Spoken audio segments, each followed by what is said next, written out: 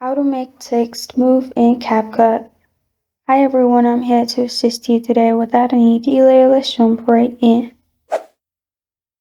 First, open Capcut on your device, then open your project. Now at the bottom, you'll find text. Click on text. Then you'll find text overlay below your video, which is in orange color. After you click on it, at the bottom, scroll to the left. After you scroll to the left, at the bottom, you will find animation. Click on animation. After you click on animation, you'll find different animation. It's not available in my device. You can add animation to make your text move as well.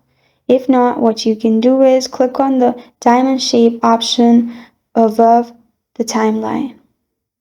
Make sure it's at the first. After you've done that, you can scroll your video to the left and then move the text where you want. And again, move the text where you want. You can repeat the process as you want. After that, you can play the video and your text will move. And this is how to make text move in Capcut. Thank you for joining me today. If this video helps you out, please leave a like and subscribe for more. Got a question or want to suggest a topic? Comment below. Thank you for watching.